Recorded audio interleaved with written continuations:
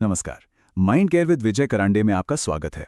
आज बात योग की उस ताकत की जो गंभीर बीमारियां भी ठीक कर सकती है। क्या योग सिर्फ आसन और कमर दर्द का इलाज है या फिर कुछ और भी? तो चलिए देखते हैं विज्ञान क्या कहता है कि योग बीमारियों में कैसे मदद कर सकता है।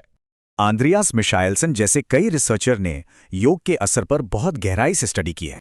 मतलब सबूत इतने पक्के हैं कि अब योग के फायदों पर भरोसे से बात हो सकती है। हाल की रिसर्च का एक बड़ा फोकस रहा है घुटनों के ऑस्टियोआर्थराइटिस पर। इसमें होता क्या है कि जोड़ों की प्रोटेक्टिव लेयर कार्टिलेज खिसने लगती है, जिससे दर्द होता है। हाल ही में 117 लोगों पर एक स्टडी हुई जिसमें योग और पारंपरिक कसरत की तुलना की गई। और नतीजे कमाल के।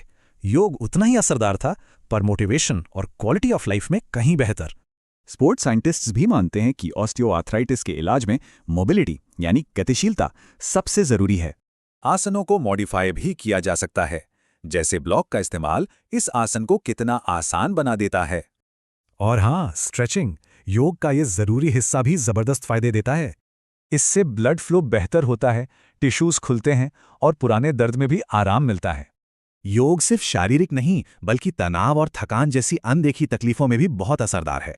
ब्रेस्ट कैंसर से जूझ रही महिलाओं में योग से तनाव और थकान में कमी देखी गई है। और ये बहुत जरूरी है, क्योंकि कैंसर से जुड़े इस थकान के लिए कोई दवा है ही नहीं।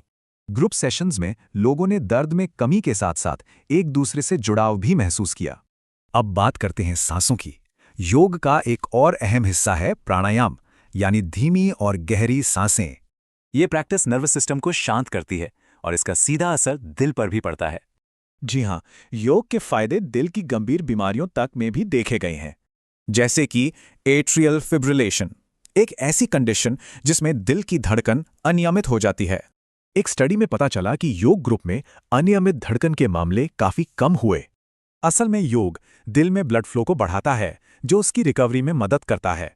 तो सबसे जरूरी बात यह है कि योग सबके लिए है, जवान या बुजुर्ग, स्वस्थ या बीमार। तो बेहतर सेहत के लिए आपकी मैट पर क्या हो सकता है? ये सिर्फ कसरत नहीं, तंदुरुस्ती का एक जरिया है।